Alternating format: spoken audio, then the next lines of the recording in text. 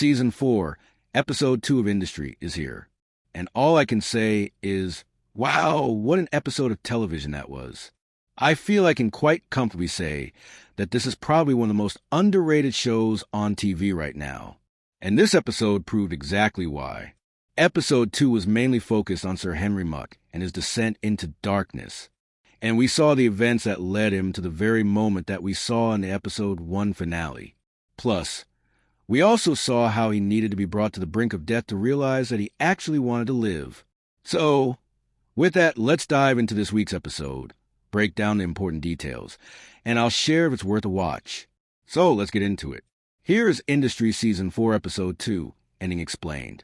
Just to let you know, this video will contain spoilers.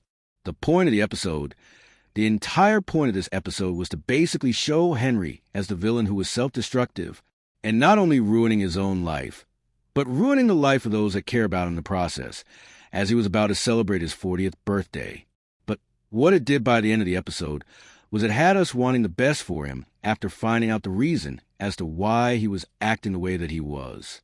The clock ticking on the morning of his birthday was something that really stood out to me.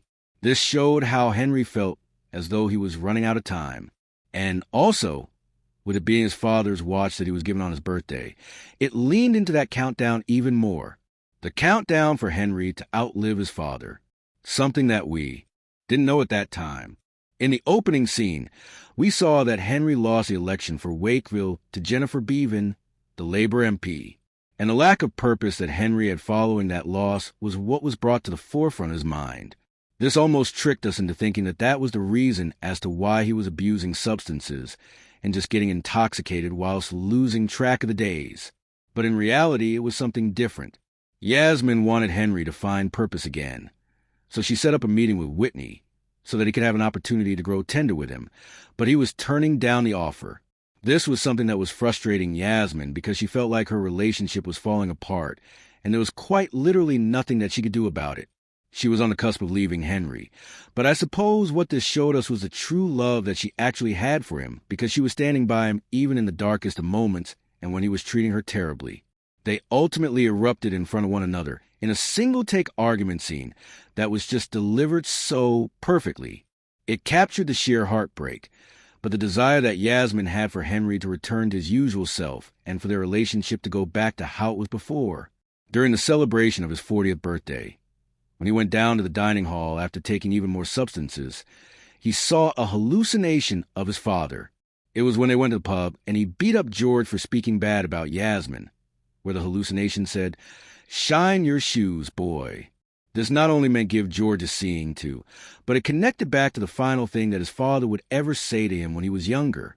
After this was done, the priest spoke to Henry and said, "The first person to cower deserts is himself. Courage ceases to be courage if it wavers. We choose to be ruined rather than change. We'd rather die than be present for a single second."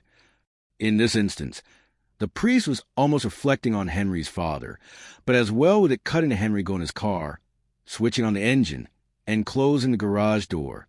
It was also talking about him giving up on himself.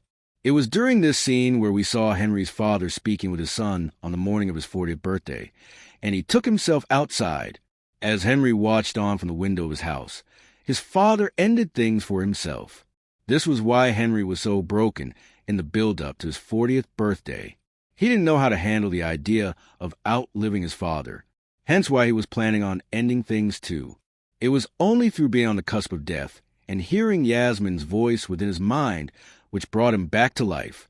Then once he returned back to his house, he embraced her. They were intimate on the car, and from there, he returned to who he used to be. He was now going to accept the position that Whitney offered him at Tender, and was going to get his life back on track. Even telling Yasmin that he thought that they should have a child together.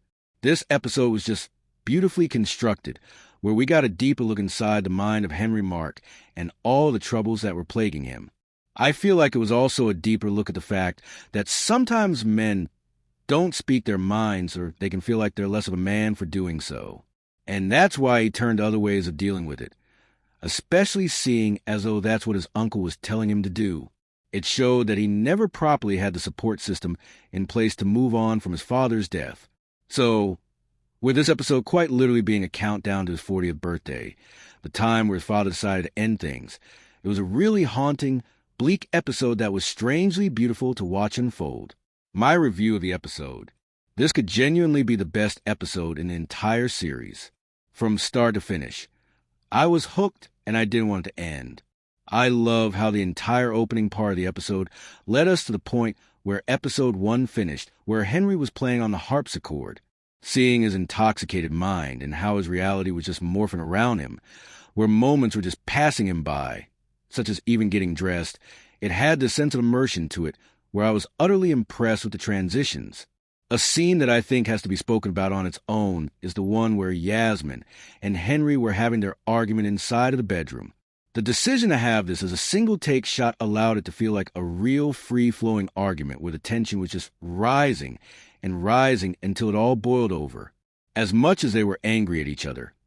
You could tell that this was all coming from a place of care on Yasmin's side, and that she just reached the end of her tether with it. She loved him. She didn't want to leave him, but she knew that she'd have to if he wasn't going to change. The emotions that were present in the room reminded me of something from The Bear. It was just so intense. And like I said, the single-take shot just allowed there to be a natural flow to it, which made it feel even more real. The way the camera moved as well with the fast whipping movements between speakers and conversation was something that also added to that feeling of like we were actually there like a fly on the wall. Kit Harington showed why he's pure mustard in this episode. The conviction that I had when watching this character was just incredible. For the longest part of the episode, I was sitting there wondering if he was acting like this, because it felt like he just didn't have a purpose. But when later on, understanding that it was because he literally watched his father end things for himself when he was younger on his 40th birthday, it almost justified why Henry was spiraling so much. I also thought it was pretty powerful watching Henry basically needing to get to the point of death to realize that he actually wanted to live. Did he feel guilty at the fact that he was going to outlive his father and become his senior? Maybe the man that had always been older than him in his mind was now younger than he was. It's a difficult thing to get your head around. Something else that I want to praise is the fact that even though the story was predominantly focused on Henry and his descent into pure darkness, it didn't grind the overall story to a halt in place of this character-driven episode. We still got Whitney involved in this one with the proposition that he put forward to Henry. We still got the Labour MP and her presence showing how she's going to be a force when it comes to tender. And we also got Harper and her burning desire to be successful no matter what the cost. The final thing that I want to praise in this episode is the music selection that they had underneath the scenes. The song choices just worked perfectly. From the opening scene and even the ending scene, it really matched the tone, mood, and setting, and the overall vibe that the show has. This show feels like it has traces of Succession within it with the way that it's shot, the way that the conversations are often structured with the pace, rhythm, and intensity that they have. And it's just as fun to watch as it too, because like Succession, there's so much at stake. As nice as this character-driven episode was, I'm looking forward to getting back to main story next week. So, bring on episode 3. So, there you have it. Industry Season 4, Episode 2, Ending Explained. If you want to see every episode of Industry Season 4 being broken down, then check the playlist below and don't forget to subscribe so you don't miss future videos. What did you think of this episode? Share your thoughts in the comments.